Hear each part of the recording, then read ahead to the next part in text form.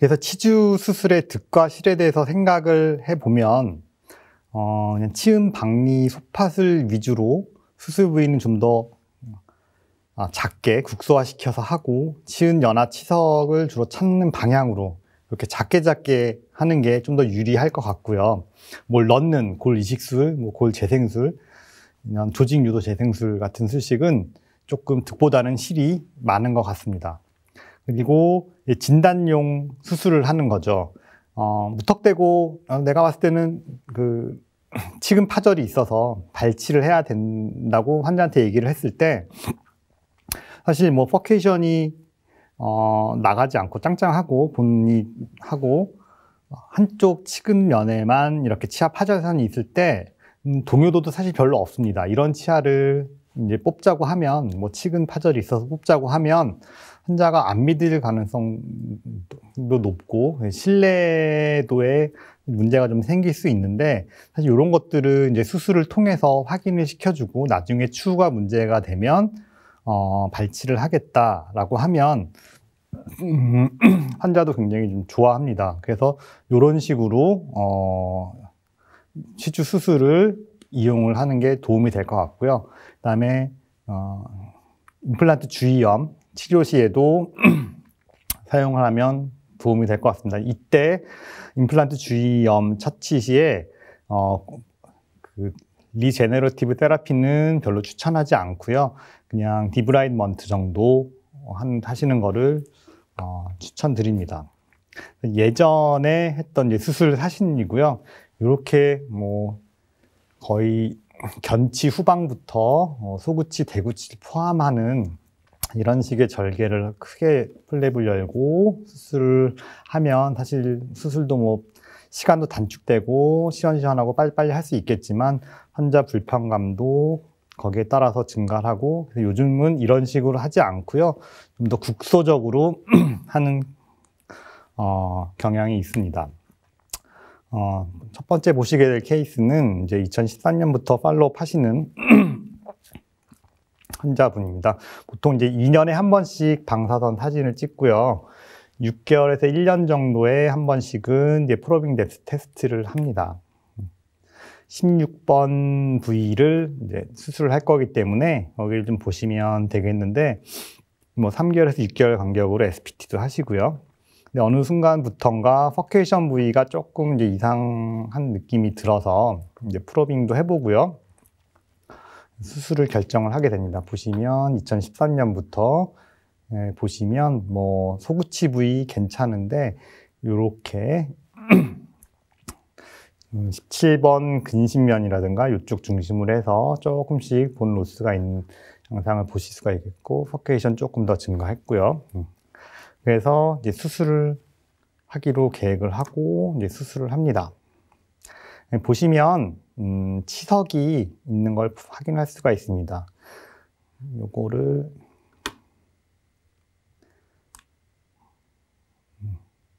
사실 플랩 열기 전 요런 사진인데 과연 플랩이 덮여 있을 때 우리가 저 그레이시 큐렛 가지고 저 밑에 붙어 있는 치음 연화 치석을 제거를 할 수 있을까라고 생각을 해 본다면 사실 수술이라는 좀 더 적극적인 치료 방법을 사용하는 것이 좋을 것 같습니다. 여기 이제 치석이 보이시죠? 치석을 좀 더 확인하기 위해서 그래놀레이션 티슈를 좀 더 제거하는 모습이겠고요.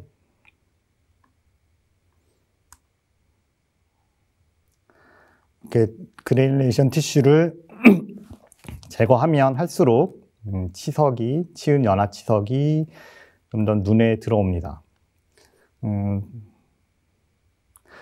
치은 연화 치석 하방으로 2mm 정도까지 본 로스가 생길 수 있다고 하기 때문에 사실 이렇게 그래놀레이션 티슈를 꼼꼼하게 제거하는 것은 굉장히 의미 있는 단계고요. 처음만 해도 이 정도만 해도 사실 제거를 안 했다면 이런 데 확인이 안 됐겠죠. 이렇게 보시면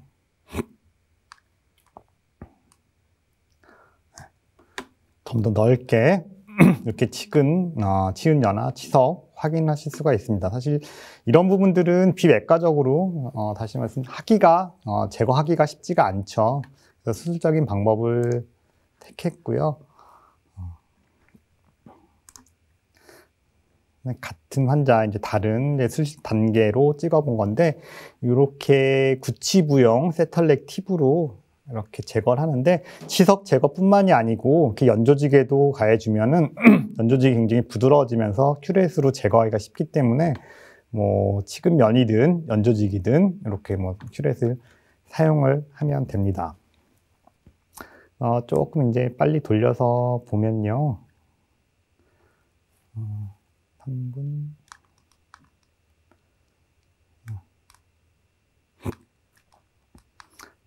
그리고 이제 여기는 아까 이제 그 16번 확인했고, 요 17번 미지오 팔레이탈 라인 앵글 넘어가는 부위에도 보시면 치석이 발견되는데요. 뭐를 찾아서 볼까요? 네. 여기 보시면 이렇게 치석이 보입니다. 이런 치석들 제거하기가 사실 쉽지가 않죠. 그래서 이렇게 보면서 제거를 해줍니다.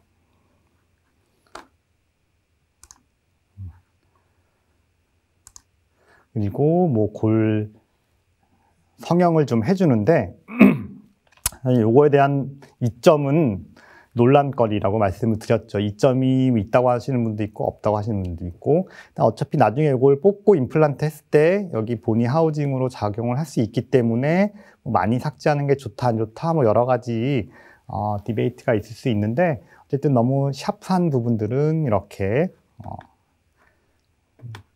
다이아몬드 버로 삭제를 해주고요. 그 다음에 이렇게 아까 슈가마 파일, 본 파일로 이렇게 성형도 해주고요. 그 다음에 제가 좋아한다고 했죠. 그 로드 맥 액션 치줄, 요걸 사용해서 뭐 치근면 이렇게 제거도 해주고요. 그 다음에 요거는 골면도 제거를 해주고, 그 다음에 이렇게 뭐 조직도 제거를 하고요. 그 다음에 요 치근면도 지금 이제 좀 골 부분을 하는 거고, 이렇게 치근면도 좀 더 이렇게 다듬어 줍니다. 치근 활택이죠. 이런 식으로 기구를 이용하면 되고요. 꼭 그레이시 큐렛 아니고 이런 거 하면 굉장히 수술 시에 편리하게 사용할 수가 있습니다. 이렇게 치근면, 치근 활택을 해줍니다. 그래서 보시면 치석들 있는 거 여기 이렇게 아까 동영상에서 확인을 하셨죠? 그래서 깨끗하게 한 모습, 이렇게 제거한 모습 되겠고요. 그래서 아까 방사선 사진을 뭐 여러 장 이렇게 쭉 보셨는데요. 원인은 어느 정도 해결이 된 것 같습니다. 이쪽 루트 쪽하고 이쪽 그 근심면에 있는 치석들. 다음은 이제 두 번째 같이 보실 부분은 이쪽 이제 11번 부분에 지속적으로 이렇게 부었다 가라앉았다 큐렛도 해보고요. 뭐 주로 비외과적으로 처치를 했는데 계속 부어서 오시는 환자였습니다. 뭐 임플란트도 한 개 있어서 방사선 사진에 콤빈 CT까지도 확인을 해봤고요. 여기 11번 부분인데 뭐 크게 이상은 없어 보입니다. 루트 에이피컬 리전도 보이지 않고요. 그래서 진단을 위해서 플랩을 열기로 합니다. 수술 당일날 찍은 거고요. 사실 이렇게 좀 이상한 모양으로 나온 게 제가 현미경으로 촬영을 했는데 각도가 좀 돌아가 있어서 요거는 조금 회전을 시키는 과정에서 요게 이렇게 좀 이렇게 이상하게 좀 됐거든요. 양해를 좀 해주시고요. 그래서 이제 진단을 위해서 이제 수술을 하기로 했고요. 보통 이제 파필러 프리저베이션 테크닉이라고 해서 일반적인 서큘러 인시전이 아니고 요 뒷부분에 파필라는 남겨놓고 이렇게 끊어주는 인시전을 합니다. 보통 수직절개는 저는 잘 사용을 안 하고요. 그래서 이렇게 이제 인시전, 뭐 15번, 12번 여러 가지 사용을 해서 여기도 마찬가지로 파필러 프리저베이션 테크닉으로 인시전을 주고요. 그 다음에 P24G 엘리베이터로 판막 거상을 합니다.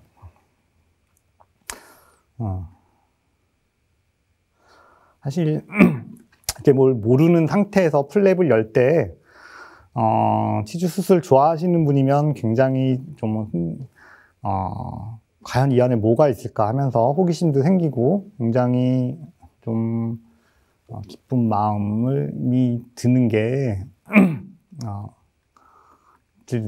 들었고요. 뭐 저도 사실 그랬습니다. 이거 할 때 과연 뭐가 있을까 되게 막 뭐가 있지 막 궁금해 하면서 플랩을 이렇게 거상을 해 갔고요.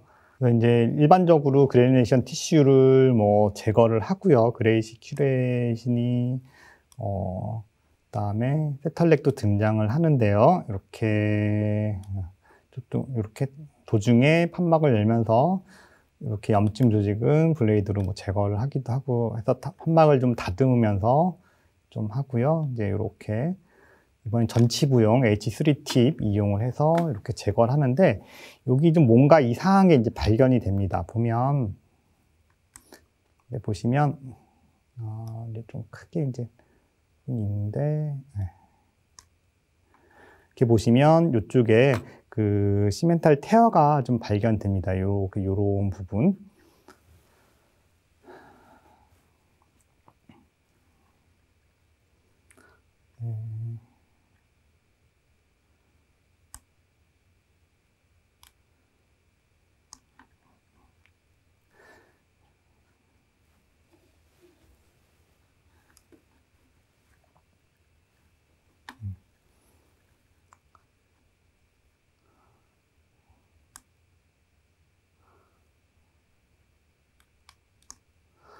그래서 그 시멘트를 확인했고요. 혹시 뭐 크랙이 있는지 뭐 확인을 해봤지만 발견되지 않아서 백액션 치줄로 이렇게 치근 활택도 하고요. 이렇게 시멘툼이 조금 일부 깨져 나가 이런 경우는 사실 그쪽을 뭐 어떻게 할 수 있는 방법은 없습니다. 그냥 좀 그레듀에이션을 좀 줘서 이렇게 만만하게 만들어주는 그런 방법밖에 없겠고요. 그런 식으로 깨끗하게 그냥 디브라이먼트 하고 수처를 해서 마무리한 케이스입니다. 그래서 현미경에서 이제 컷한 사진을 보면 이런 식으로 그 시멘탈 테어 부분이 쭉 보이고요. 2011년 이때 이제 수술을 했고요.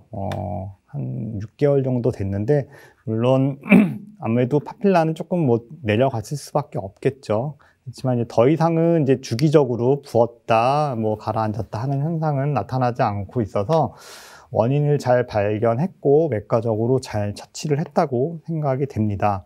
사실 그렇게 깊은 부위에 그 시멘트 테어 있는 부분을 우리가 큐렛으로 비외과적인 방법으로 처치하기는 사실 쉽지 않았을 거라고 보고요. 그래서 계속 전치부니까 어떻게 여기다가 수술을 하지? 뭐 파필라도 꺼질 테고 뭐 블랙 트라이앵글도 생기고 뭐 이렇지만 사실 부었다 가라앉았다 부었다 가라앉았다 사실 그렇게 하는 것보다는 수술 방법을 택하는 게 낫지 않을까 저의 생각이고요. 뭐 다음 케이스를 보시겠습니다. 여기는 이제 26번, 7번 부분인데요. 이 환자의 팔로우업은 길지 않습니다. 2021년에 처음 오셔서 뭐 스케일링하고 서브큐 그렇게 비외과적인 처치를 받고요. 3, 4개월에 한 번씩 체크를 하는데 여기가 이상하게 계속 조금 뭐 안 좋아지는 소견이 보여서 프로빙을 해봐도 좀 어떻게 넣으면 깊게 들어가고 여기가 조금 안 좋아지는 이상하게 좀 느낌이 안 좋아서 계속 그렇게 외과적으로 연명을 하는 것보다는 플랩을 여는 게 낫지 않을까 싶어서 서저리를 한 케이스고요. 구치부 구개 측에서 본 모습을 보면은 사실 요거가 약간 거리가 있어서 요게 영향이 되었을까라고 생각하긴 좀 그런데 잔존 여기 과잉치가 조금 발견이 됐어요. 근데 방사선 사진상에서는 확인할 수 없는 부분이죠. 이런 거는 플랩을 열지 않으면 확인할 수 없는 부분이고요. 과잉치가 이렇게 27번 구개측에 이렇게 위치하고 있는지 모르겠는데, 아무튼 여기가 좀 많이 부어 있고, 여기도 이제 본도 조금씩 생기는 것 같고 해서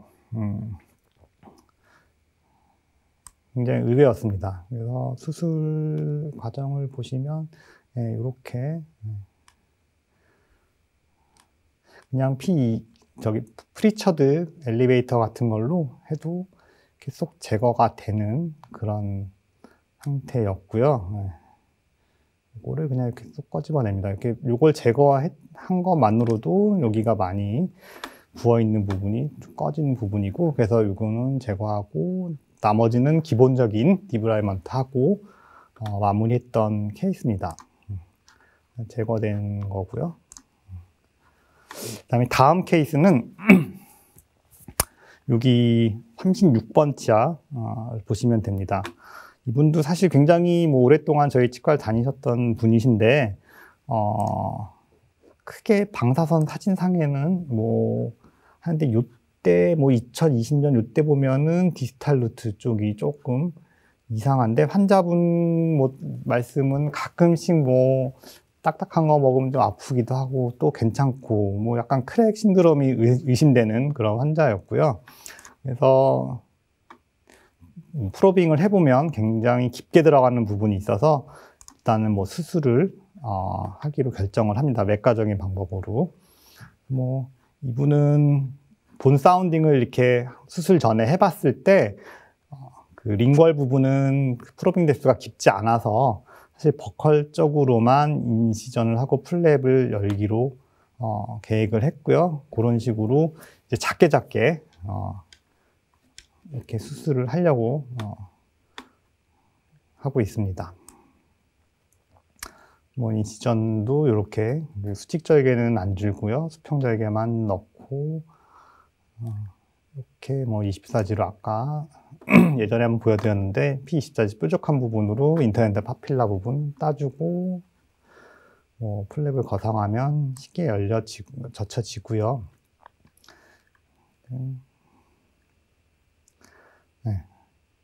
문제의 원인이 되는 부분이죠. 이 디스탈 부분 보면 포케이션도 본이 굉장히 좋은 것 같습니다.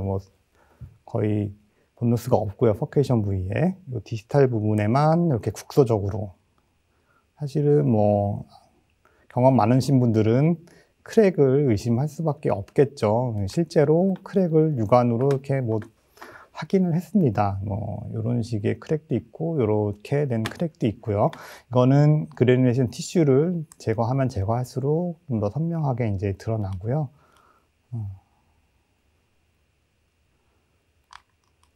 이렇게 보면은 이런 식으로도 크랙 라인들이 보입니다. 사실 좀 연세가 있으신 할아버지였기 때문에 이거를 크랙이 있으니까 빼자라고 하면 환자는 당연히 안 뺍니다. 증상도 있을 때 있고 없을 때 있고 한데, 그래서 이런 식으로 기록도 남겨놓고 계속 불편감이 좀 잦아지면 이제 그때는 이제 발치해도 크게 무리 없이 동의율도 굉장히 높고요. 발치 후에 임플란트를 하면 되는 케이스고, 이렇게 이제 진단용으로 플랩도 작게 열어서 하는 게 좋을 것 같습니다. 이렇게 확인하는 양상이고요. 실제로 크게 보면 이런 식으로 좀 보입니다. 크랙 라인이.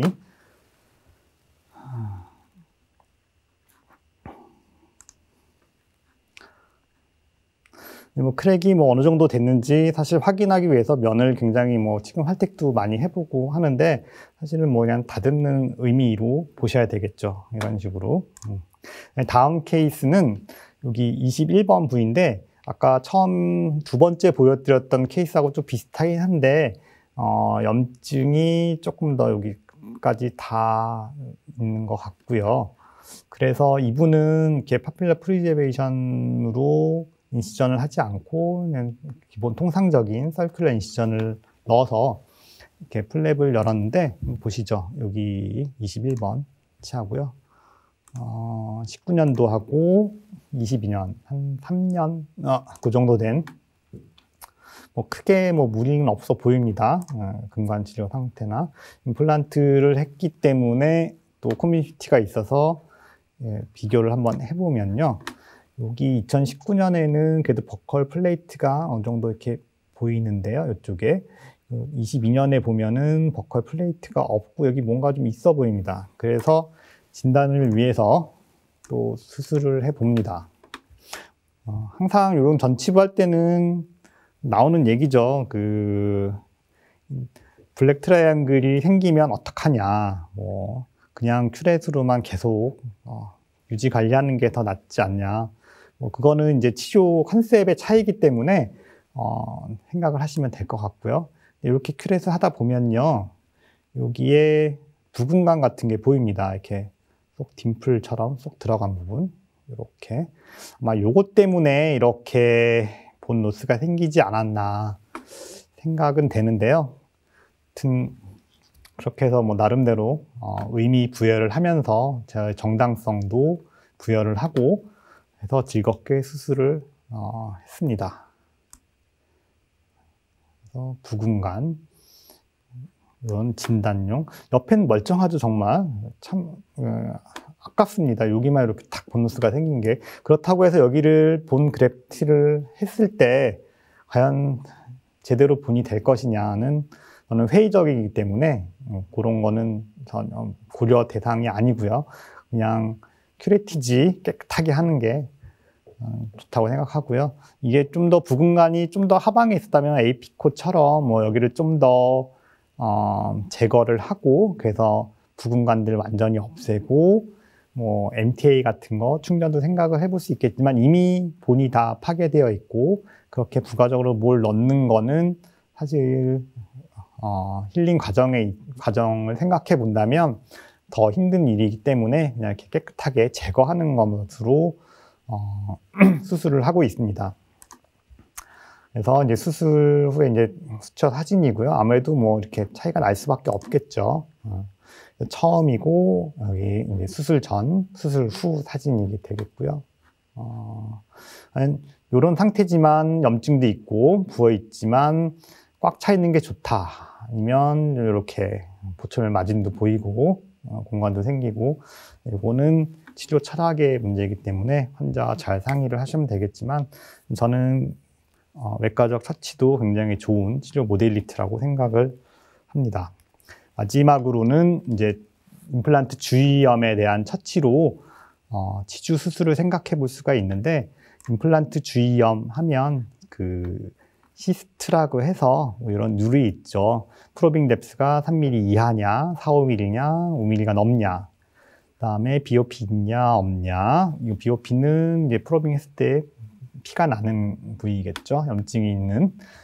본노스가 2mm 기준, 뭐 없거나 2mm 이하거나 이상이거나.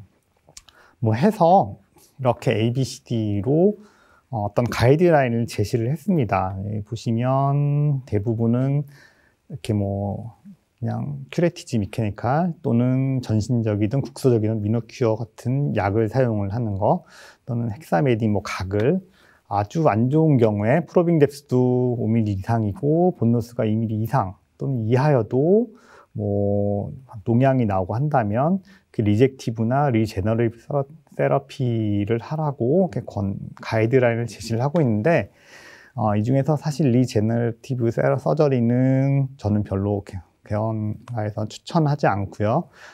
리젝티브 내지는 디브라이드먼트 하는 용도로 치주 수술을 활용하시면 될 것 같습니다.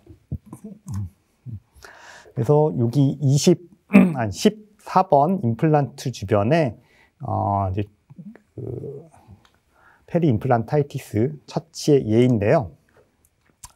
보시면 좀 부어 있습니다. 어태치먼트 진지바가 있어서 좀 탱탱해야 되는데 여긴 좀 붉게 되어 있고요. 실제로 이렇게 핀셋으로 쭉 눌러보면 이렇게 농양이 나오고 있습니다. 프로빙을 해보면 꽤 되고요. 사실 이런 케이스에 있어서 어떻게 처치를 할 거냐. 그냥 나는 미노사이클린 같은 로컬 제제로 유지를 하겠다. 뭐 좋은 방법이고 큐렛을 하면서 좋은 방법이고요. 근데 저는 잇몸도 좀 많이 부어 있는 것 같고, 이거는 그냥 피부외과적으로 큐렛만 했을 때 이렇게 부어 있는 잇몸이 많이 감소되지는 않을 것 같고, 계속 부어 있는 상태로 있을 것 같아서 경험적인 거죠, 경험치. 그래서 수술을 결심을 합니다. 인시전 넣고 뭐 플랩 여는 거는 사실 자연치보다는 훨씬 더 쉽습니다. 이게 파이버상 이게 퍼펜디큘러한 파이버는 없고 주로 이렇게 돌아가는 파이버만 있기 때문에 어태치먼트가 없죠. 임플란트 표면하고는. 그래서 플랩 거상도 굉장히 쉽고요. 염증성 조직도 이렇게 어떨 때는 동그랗게 반지 모양으로 이렇게 똑 나오는 경우도 많고, 사실은 문제될 건 없습니다. 문제는 임플란트 표면에 디톡시피케이션이 되겠죠. 그래서 이렇게 통상적으로 이렇게 인시전하고, 구치부에서는 조금 더 잇몸을 내려야 되기 때문에 서브마지널 인시전을 하고요. 네, 이런 세세한 부분들은 다 아시리라 생각하고, 그래서 이제 실제로 디브라이먼트를 하는 과정인데, 많은 제품들이 나오고 있습니다. 티타늄 브러쉬도 있고요. 제가 사용을 해봤는데, 그냥 육안으로 볼 때는 이제 괜찮아 보이는데, 사실 요즘은 이제 이런 강의도 있고 해서 현미경을 가지고 이제 수술을 하는데요. 현미경은 이제 최소 6.4배, 10배 이런 식으로 되거든요. 이렇게 좀 고배율로 표면을 보면요. 제거가 안 된 게 보입니다. 티타늄 브러쉬 아무리 잘 사용을 해도요. 면이 깨끗하지 않다는 게 보이고요. 사실 그렇게 되면 디톡시피케이션이 제대로 되지가 않겠죠. 세균들의 엔도톡신들이 있을 수가 있겠고, 그래서 그런 상태에서 여기에 골 이식제를 넣는 거는 사실은 좀 결과가 그렇게 좋지 않을 것 같고, 그래서 저는 최대한 깨끗하게 하는 걸 이제 목표로 해서, 여기 보시면 스레드 몇 개 돼서 한 2mm 그 정도 분노수가 있을 겁니다. 네. 그래서 아무리 해도 좀 사실 힘들고요. 이렇게 초음파 기구 사용해서, 여기는 그렇다 한다 하더라도 이쪽 미지얼 사이드 디스탈, 여기는 사실 기구가 들어가지 않고요. 그 다음에 요 픽스처에 그 피치에서 위쪽 부분하고 아래쪽 부분인데, 위에는 우리가 보이니까, 또는 제가 조금만 뒤로 하겠습니다.